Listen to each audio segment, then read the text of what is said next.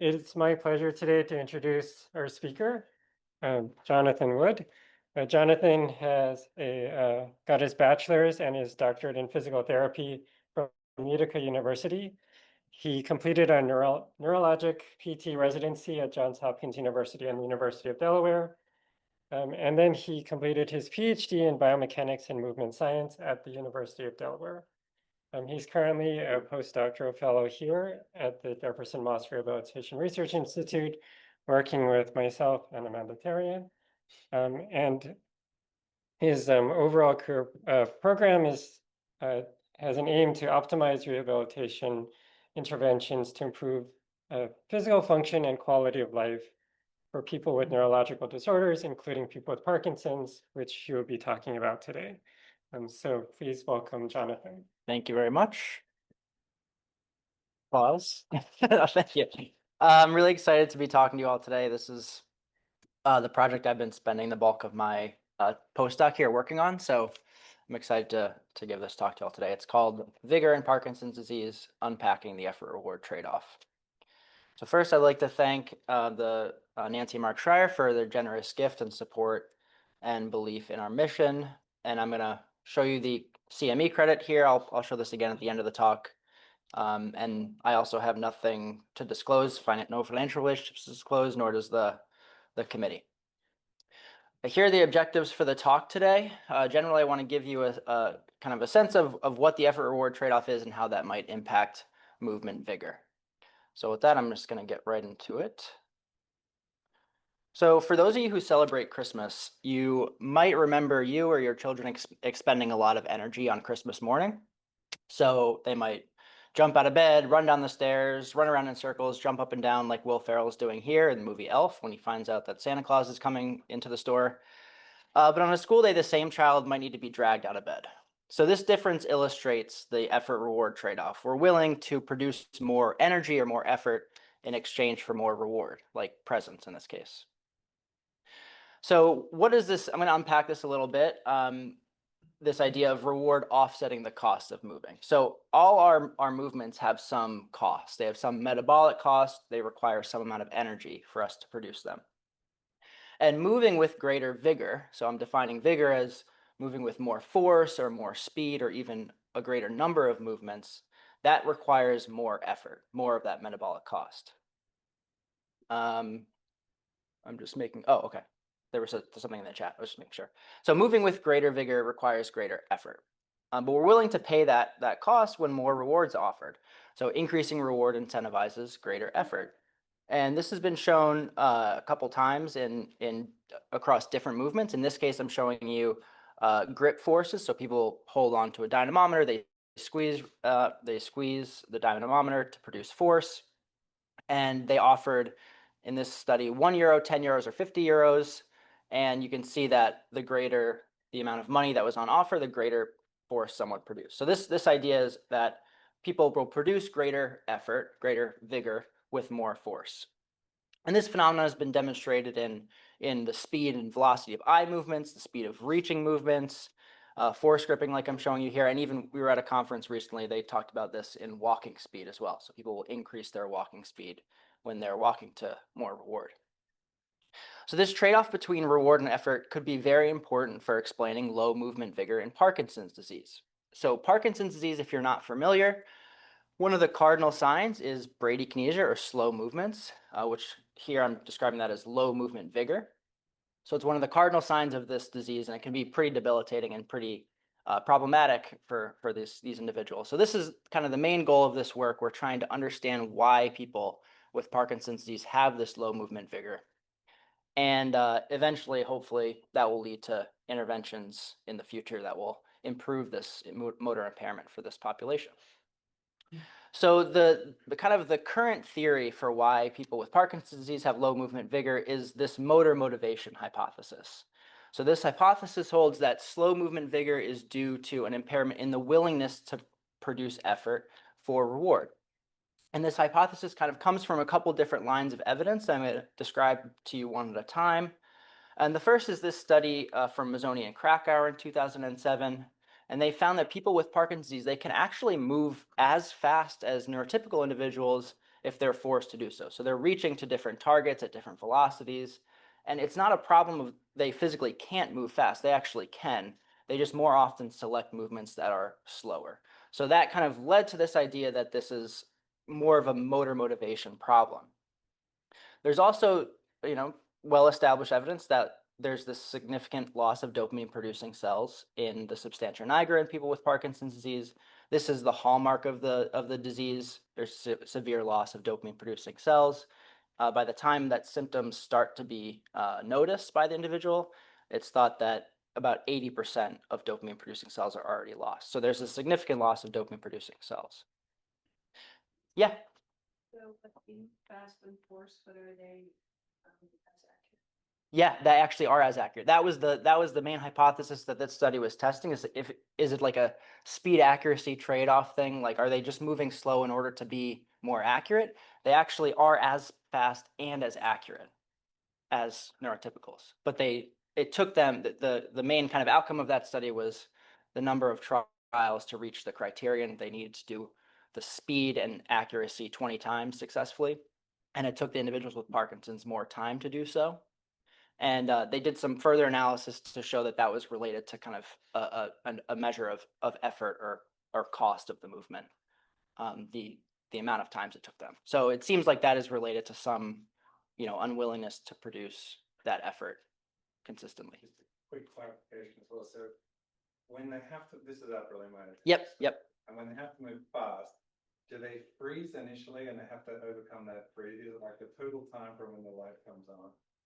No, they didn't. I think they threw out trials that were any, So they have to- yeah, exactly. So yeah, these are, they can make these fast and smooth movements. It just takes them more often, more trials to do so. Yeah. That's a separate symptom. The initiation problems or freezing, I think you're referring to. That's a separate symptom that we're not really looking at with this. This theory doesn't really touch on the freezing aspect or the initiation problems. It's more of just the actual movement itself is slow or less forceful. Okay. Okay, so there's that line of evidence, and then there's the loss of dopamine producing cells. And then kind of in line with that is this association with dopamine and reward processing. So learning from reward or being motivated by reward has been strongly associated with dopamine. So if people with Parkinson's disease have low dopamine, then perhaps they have this problem with being motivated by reward to overcome the effort it takes to move quickly, basically. So kind of the combined pieces of these different lines of evidence have led to this motor motivation hypothesis, where slow movement vigor is due to this impairment in the willingness to produce effort for reward. And this has been tested in a specific task a couple times in people with Parkinson's disease and some other populations as well. But the task is, I'm going to explain the task briefly, which is basically people are asked if they'd be willing to produce a certain amount of effort, which is denoted by these ticks on this tree trunk here. And then they're provided with a reward if they, for that effort, basically. So the reward here is apples, which is translated eventually into compensation for the study participation.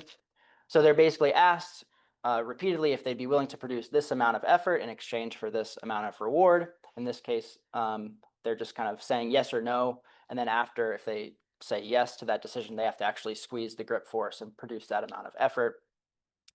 But one thing I wanted to point out about this task, that's kind of the impetus for this study that we ran today, that I'm going to talk about today, is effort and reward are always presented together in this task. So there's always a reward in exchange for some amount of effort.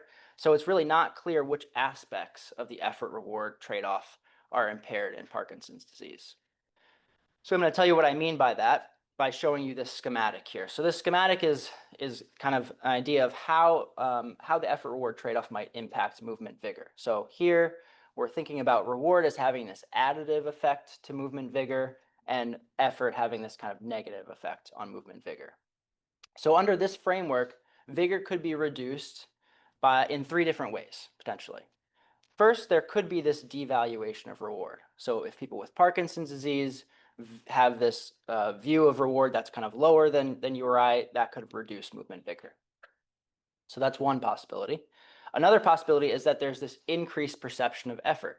So if someone with Parkinson's disease perceives a movement as more effortful than you or I would, that would also potentially increase or decrease movement vigor. And the third possibility is that there's this impaired mapping between effort and reward.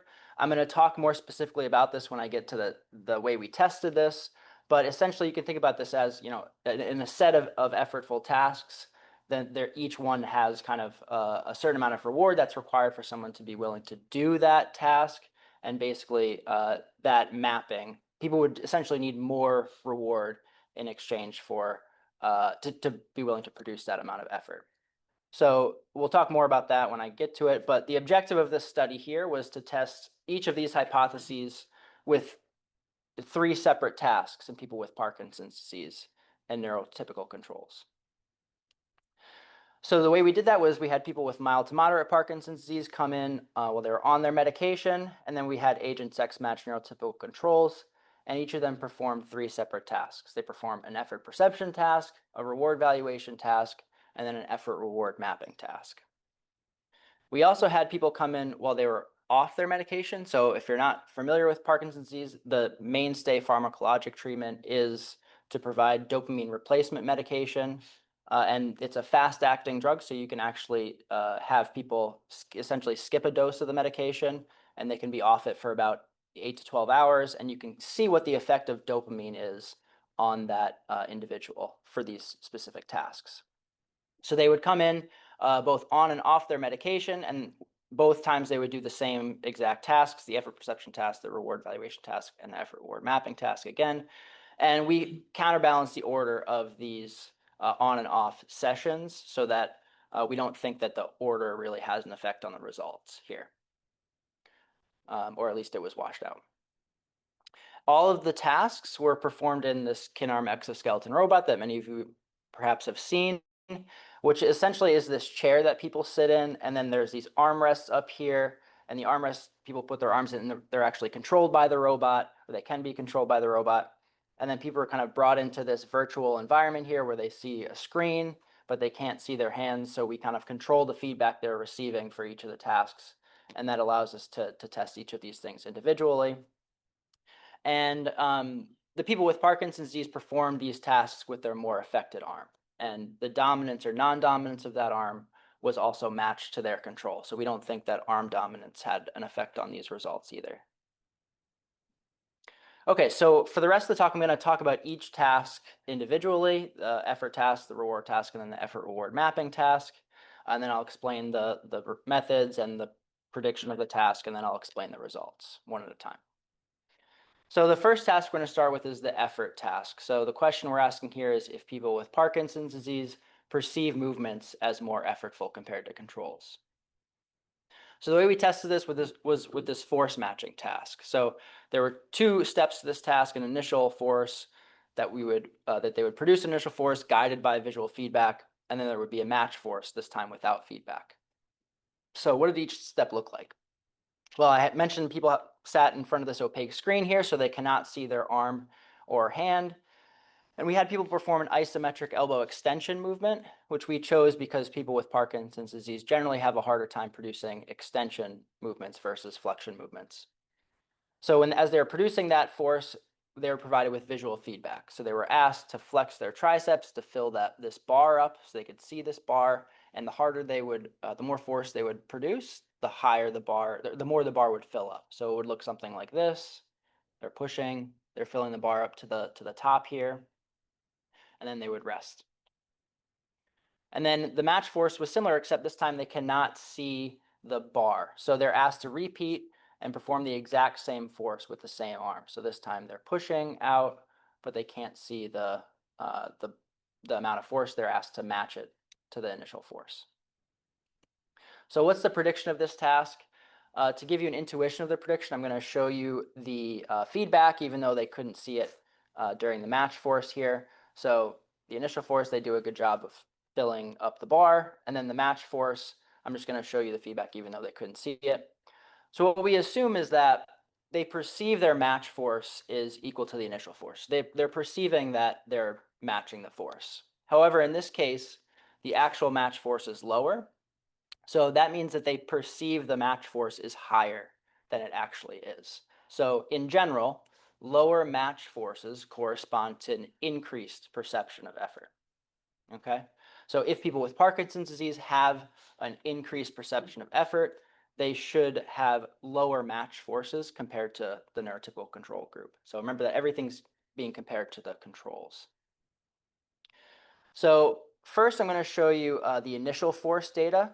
So on the x-axis here, you'll notice there's 1, 2, 3, 4 different goal forces that people performed 4 times each. So we had different goal forces in terms of their percent max that they could perform. And then on the y-axis, I'm showing you the initial force. So this is when they could see the feedback. And again, you can see that the dashed line here would be a perfect match to the goal. And people do a very nice job of matching that goal force. And there's certainly no differences between the groups. You really can't appreciate the different colors because they're right on top of each other. So this is just to show you that there was no differences between groups for that initial force. Okay, so now I'm going to show you the match force data. So we have the same y-axis, the goal force, and now I'm showing you the match force on the y-axis. So first I'm going to show you just one group so I can tell you exactly how I'm going to present the data for the rest of the talk.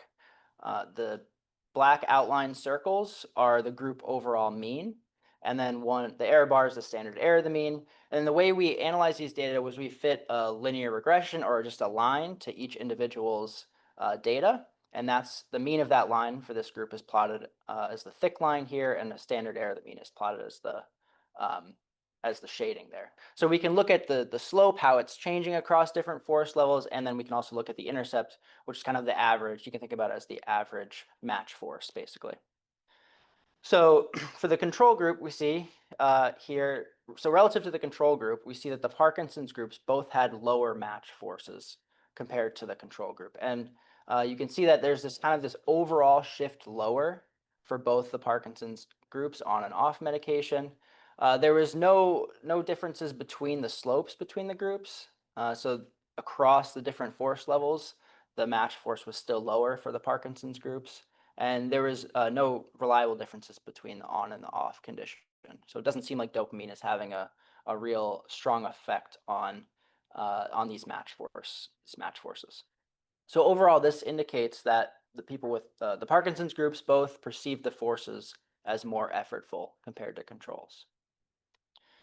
So one other thing we did, this was our main analysis for this task. I'm going to show you kind of a secondary analysis, which was to ask people how they subjectively rate the effort. So that this was performed after they did the match force. We would ask them, how effortful was that movement on a scale of 0 to 10, where 10 is the max effort they could possibly produce and 0 is no effort whatsoever. And that's what I'm plotting here on the y-axis. And here we see generally similar results, except a little more separation between the groups. But in general, you can see that people with Parkinson's disease were rating the effort as higher than the controls, and it was also, in this case, increasing faster compared to the control group. So overall, this provides support for the hypothesis that people with Parkinson's disease perceive the forces as more effortful compared to controls. So that was the first task. Now I'm going to move on to the reward valuation task. So in this task, we're asking people if they perceive the reward value as less compared to controls. So the way we did this was we borrowed a task from the behavioral economics literature, which is a long-standing task, as you can see with the dates of this citation here in the corner. It's called a utility task. And the idea here is that the objective value of a reward, or in this case, we're operationally defining reward as money. The objective value of reward doesn't necessarily mean the same thing to every person. So like $100 to Bill Gates doesn't really mean anything to him, but it means something to me. So this is the general idea, and this is how you assess kind of the subjective valuation of money. So this is the way that's been done, a long-standing way of doing this, and it's by asking people to choose their preference between 2 different options. One option is always a certain amount of reward, so they're guaranteed to win, in this case 30 cents. And another is a 50-50 chance of winning something or winning nothing. So individuals were informed of the probability of this gamble option here, and they were also informed that to treat each choice as if they'd have to as if they would win that amount of money, because it would be a portion would be added to their compensation for study participation. So people are kind of incentivized to actually think about this as if it's a real reward on offer. However, people were not informed of the number of trials or the results of their gamble. We didn't want like them losing a gamble option in one case to kind of shift their decision making to the other option. We just wanted to understand their preferences for different options. So they didn't know the results of their gamble, and people would make decisions by reaching to one of the two targets. So we varied the certain rewards and the gamble rewards across many different trials. And the main kind of variable here is expected value. So I have the equation up here, but you really don't need to worry about the equation. You can just think about expected value as kind of the average you would expect to win over many, many trials.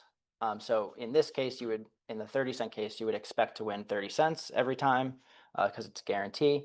On this case, in the gamble case here, if you did this trial 1 million times, you would expect to win on average 25 cents. So you can just think about the expected value as the average you would expect to win for each choice. And then we take the difference between the choices, the gamble expected value minus the certain expected value, as our primary variable here, which I'm plotting on the x-axis now. So more positive values means the gamble value is greater, okay? So on the y-axis here, I'm plotting the probability of choosing the gamble. So you would expect that the greater value the gamble is, the more likely someone would be to choose that option. And the way we analyze these data is by fitting a function to the individual choice data here. It's called a logistic function. It looks like this. It's like a curve kind of thing. And the prediction of this task is that if people with Parkinson's disease have this lower valuation of reward, we should see this rightward shift in this logistic function. And it would just indicate that that people with Parkinson's disease are generally less reward seeking, so they need a higher gamble value in order to eventually start choosing that option more frequently. So that's what a rightward shift would mean. It generally means a lower reward valuation. And we could also see that potentially in the off group if dopamine is really important for this reward valuation as well. So in general, a rightward shift in the logistic function indicates a lower reward valuation. But surprisingly, that's not what we saw in the people with Parkinson's disease. These are the actual data in the same format as I showed before. And you can see that the control and the on group and even the off group look very similar to each other. So there's no differences between the groups. There was a small shift in the off group that wasn't a reliable shift. It was only on the order of about 2 cents. So really, there was no appreciable shift in among the 3 different groups in terms of reward valuation, which was pretty surprising to us, considering that relationship between dopamine and reward. And I can talk about why we think that might be at the end of the talk. So one thing we also looked at is, if you recall, the people were actually making reaching movements to the targets. So it's possible that maybe this group of Parkinson or people with Parkinson's just aren't moving that slowly, or they're just not very, they actually have like decent movement vigor. So we actually looked at the vigor data of this between the 3 groups. And that's what I'm plotting here on the y-axis is like a normalized peak velocity value here. So this is kind of our measure of vigor. And if we just look at the y-axis for a second, you can just see the separation between the groups. So on average, the control group is actually moving a lot faster than the on group, and the on group is moving faster than the off group. So people were actually moving faster in the control group and slower in the Parkinson's groups. And then on the x-axis, I'm plotting the total reward that was on offer. So you'd expect that the more reward that's on offer, the faster that people moved. So it's a very small effect, which is consistent with prior results of this literature. And we did see this small kind of positive effect. So the more reward that was on offer, the faster people did move. But that slope was not different between the 3 groups, which is kind of in line with the decision-making data as well. So combined, these results don't support the hypothesis that Parkinson's disease reduces reward valuation. Okay, now I'm going to move on to the 3rd task. This is the effort reward mapping task. So this question's asking if there's an impaired mapping between effort and reward in people with Parkinson's disease. And before I go through the actual task, I'm going to just take a step back and talk about what an effort reward map could look like. So I'm going to give it an example that I was thinking about a couple weeks ago. And the example I have is making coffee. So a lot of people here probably enjoy coffee. There's different various ways to make coffee. So you might have and each might take a certain amount of effort, but the flavor might be actually better depending on the way you make it. So in the lower end of the spectrum, and there might be some disagreement here from different people, so feel free to throw in your thoughts if you have different ideas. But I figure we can all agree that at the lower end of the effort and reward scale would be like instant coffee. You boil water, you stir in coffee, and it probably doesn't taste that good. So it would be low effort, but also low reward. Maybe next up is drip coffee. You just put the beans in, you put some coffee in, and you press the button, and it automatically does it yourself. Pour over coffee might be a little more effortful. You have to boil the water yourself. You probably grind the beans yourself. You put it in. So like this is what I'll make on the weekends usually because it just takes too much time for me. You have to sit there looking at the beans kind of rise up and then, pouring a little over, waiting a little bit, pouring a little over, waiting. But the flavor usually takes a lot of that bitterness out of the flavor.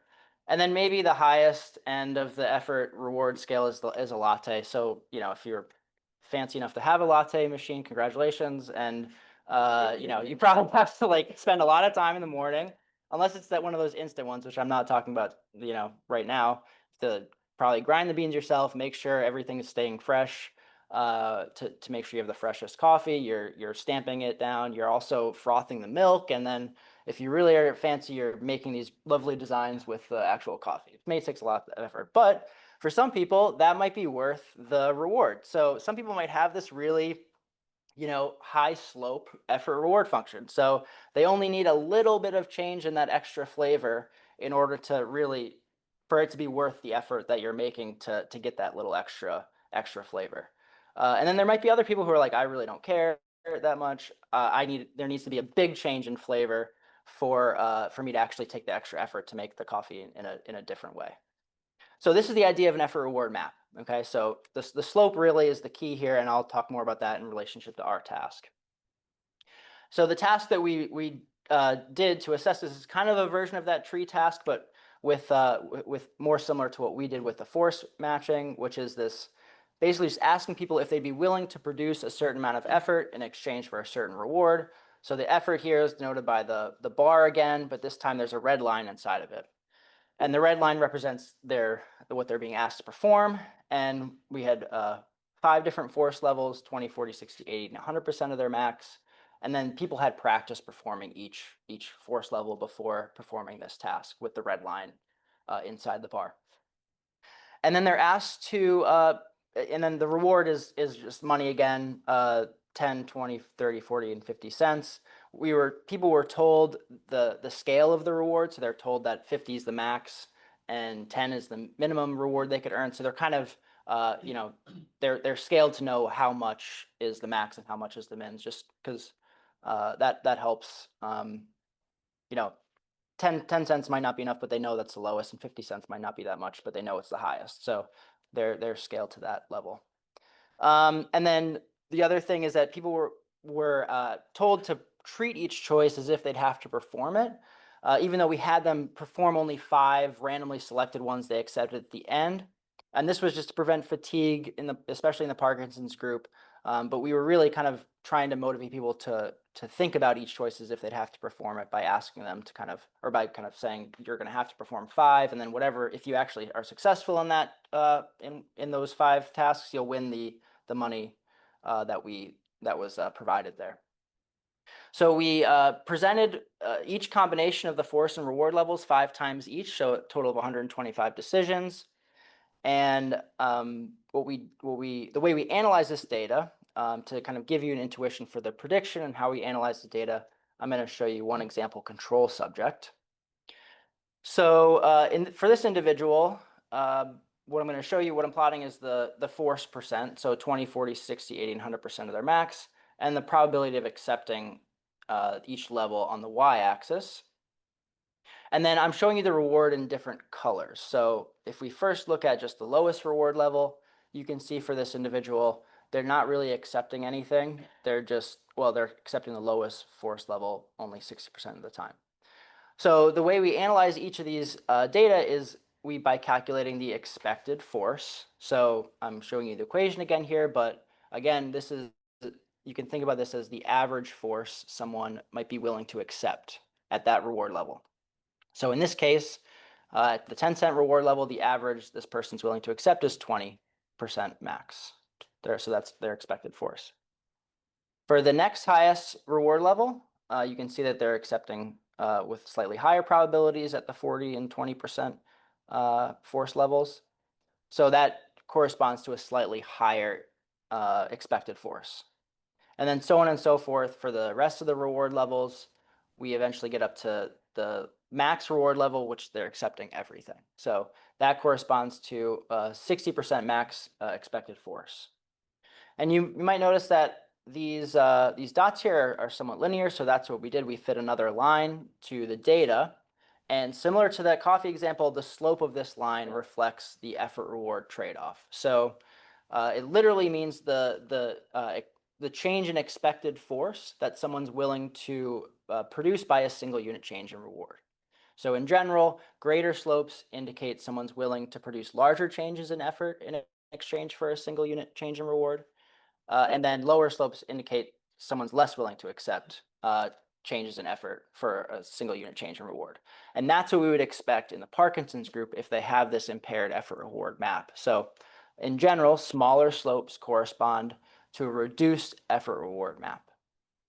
However, that's not what we saw in the Parkinson's groups. As you can see here, these are the actual data for the 3 different groups, and you can see that the slopes are quite similar across the groups. Now we did see this increasing expected force with more reward, which makes sense. That's what we should see, but the slopes were not different between the groups.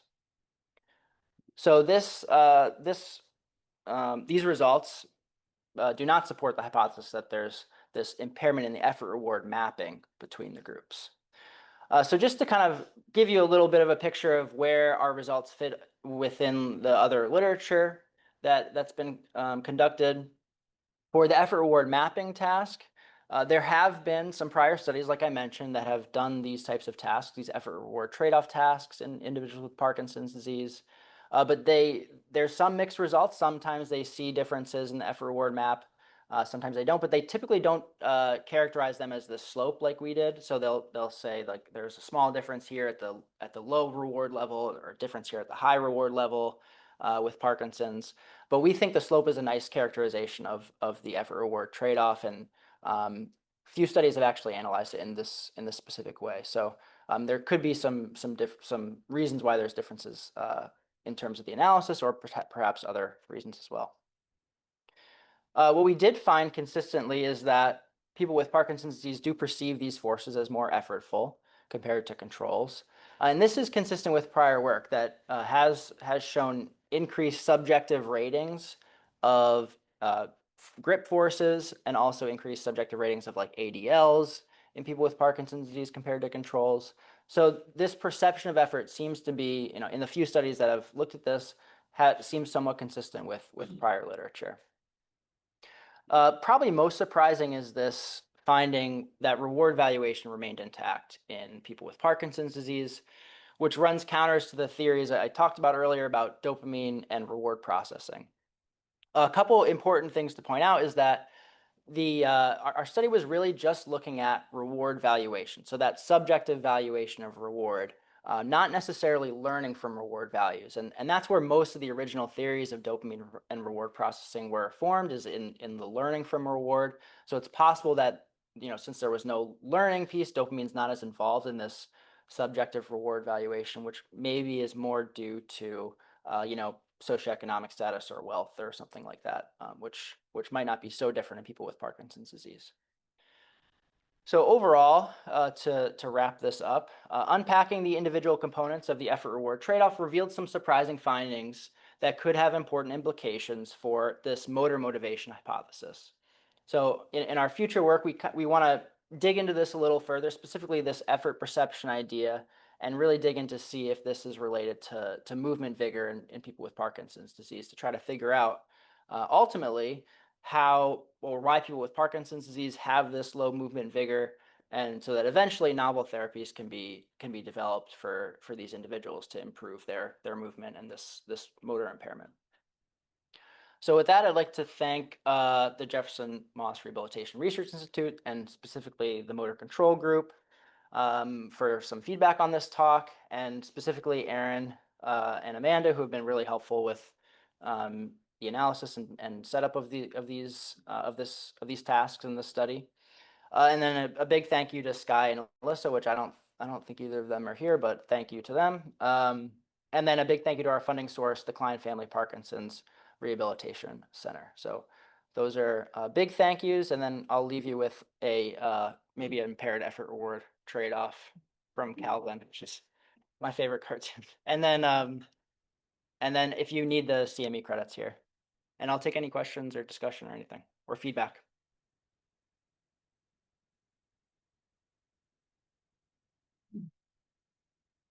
Laurel, yeah.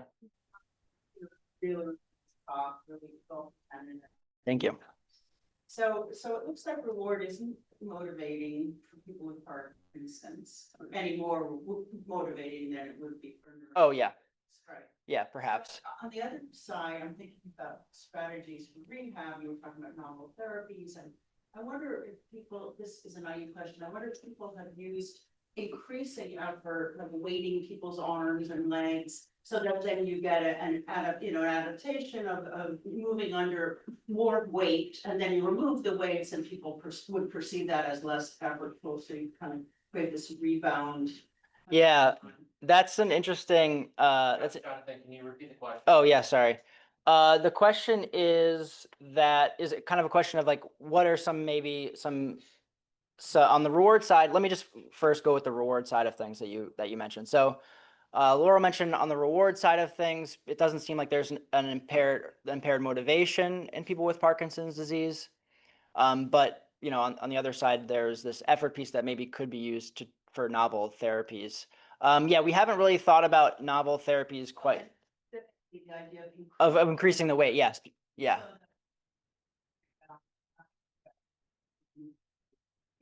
Right. So one idea would be to increase the weight in the arm, and then basically people would like adapt to that increased weight, but then after they take it off, there'd be kind of it would feel easier or something like that. Yeah. So that could be a potential idea. It could also, you know, I know that's been done in cerebellar patients, which doesn't really work that well, I think is the general idea of that literature. But I don't think I'm not aware of that being done in Parkinson's disease as a therapy at all. Perhaps it might be good to go down the line of seeing if that improves vigor, but I think we need to first see how, you know, effort perception is really related to vigor. You're kind of dig into that a little bit more and then see how, I mean, you could think about it as one of two ways. You could either increase the weight and then let it go so that their after effect, if you will, is kind of easier, or you could just kind of off weight them in some way so that they just feel like it's easier or something like that. Or maybe there's other ideas as well. I'm not entirely sure. I don't know which one would work better. That would be like more of a repetition based, or yeah. Do it once and it fades quickly. Yeah. After effect goes away. Right. But if you have people practice repeatedly over and over and over, the after effect tends to be more persistent, and it's being used as a therapeutic. Yeah, and like stroke gait and things like that. Yeah, that's possible. Yeah. Amy, are there questions online that we should hit? Sure. Maybe you can go back and forth, take one. Yeah, we can go online. I think John was asking the first question. Thanks, Jonathan. Thanks, Jonathan. I thought your talk was wonderfully clear and interesting. I have two quick questions. One, it seems like almost all of your tasks were scaled to the max, and of course, the max is itself subjective to a degree. So I'm just wondering, does that confound anything if people with Parkinson's disease don't produce the max in the same way, and that affects your scaling? The second question, did you confirm that the effort mapping looks linear in the Parkinson's patients as well? Thanks.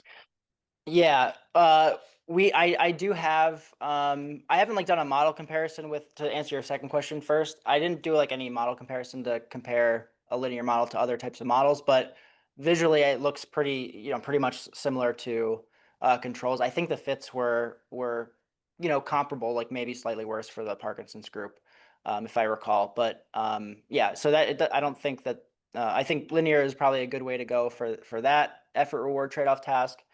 And then for your first question, the max. So the max scaling, I think because there's this general offset and there's no difference in the slopes of the scaling from the low end of the max to the higher end of the max. I think just because of that offset, I think it's probably not going to change things, even if for some reason people with Parkinson's disease weren't performing at their max level. So I think because of that offset and not the slope being different. Okay. I think that, yeah. We can take a question here. Amy, do you have a question? Yeah.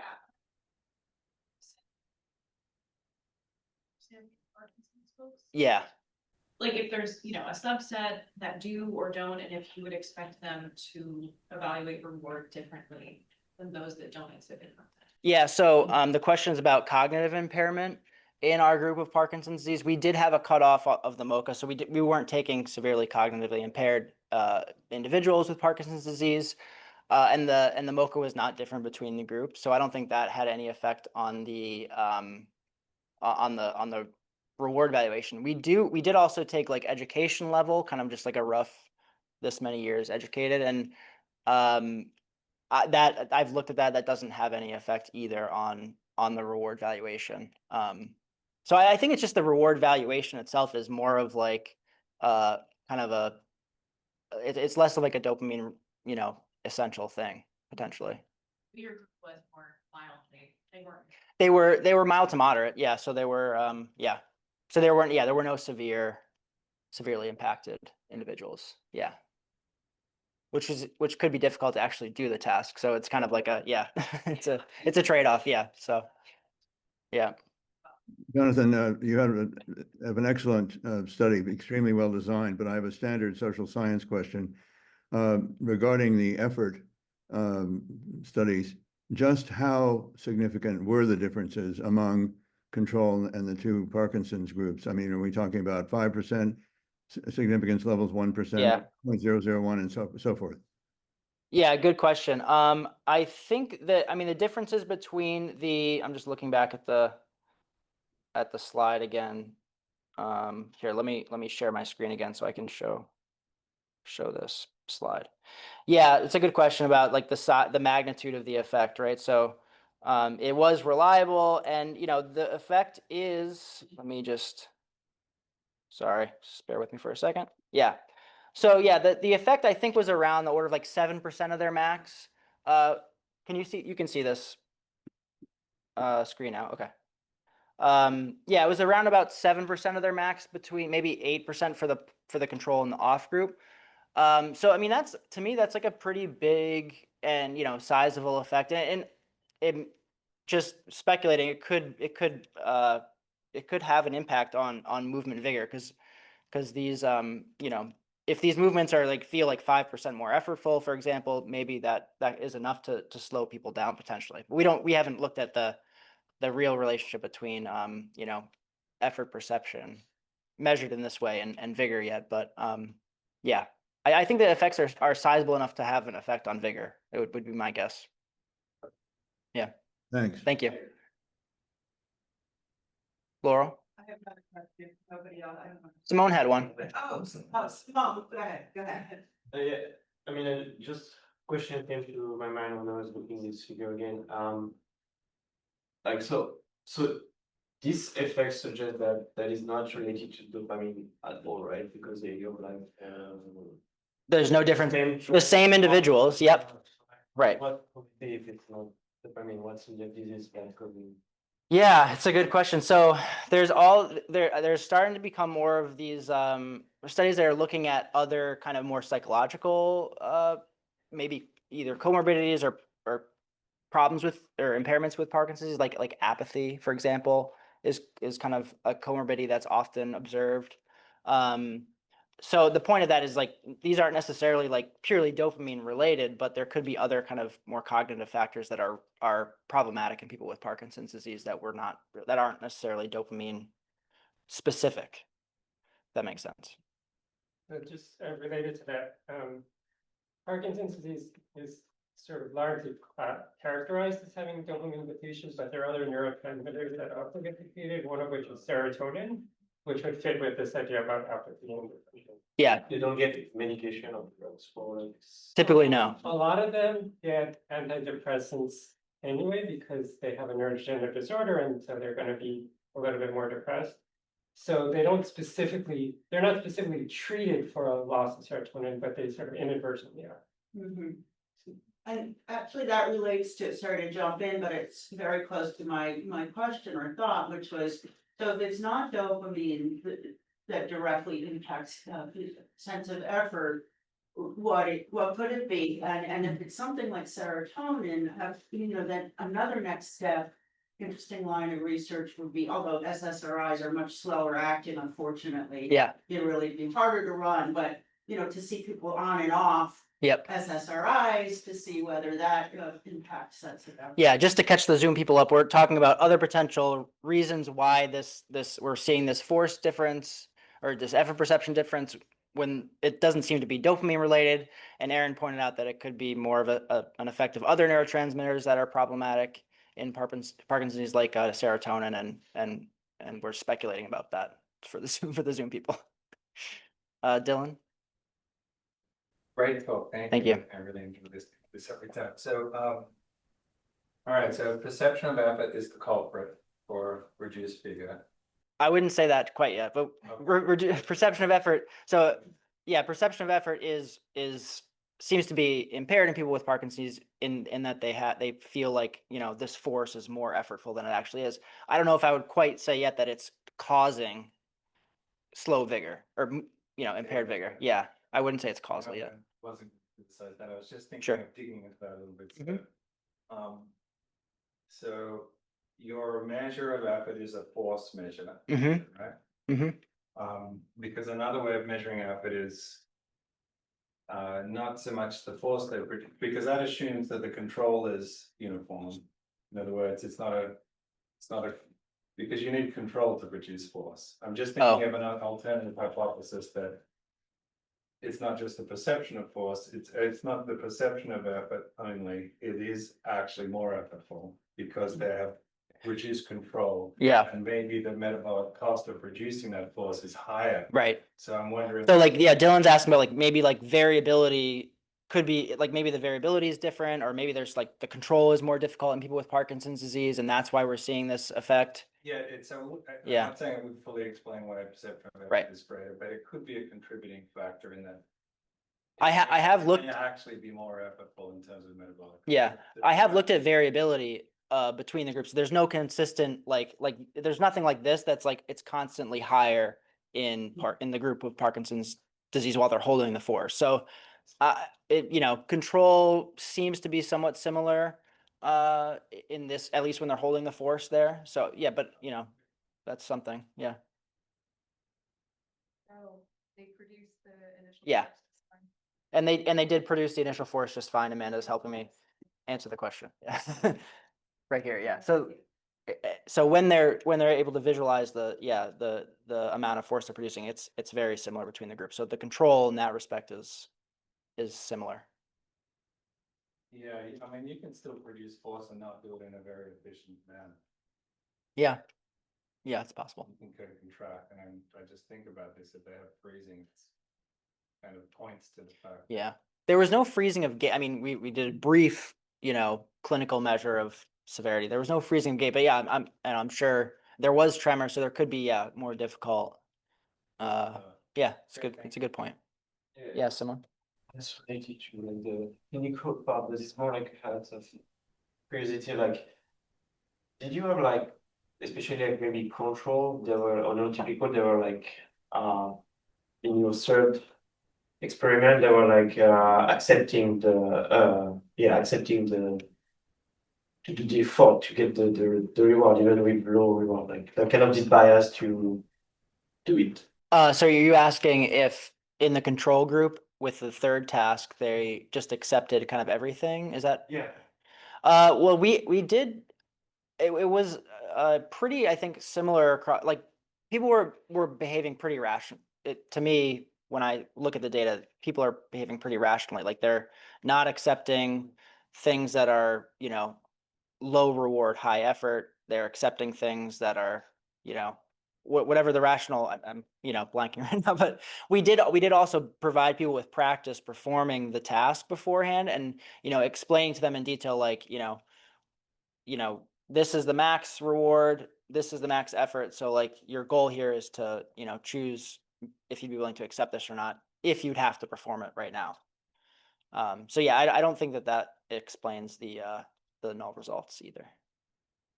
No, I mean, it was just like, it was just out of curiosity, and I was wondering, like. You would expect that to come out in the analysis too. You'd expect to see like a higher, a more flat or Yeah, but- higher and more flat. Higher, maybe. Yeah.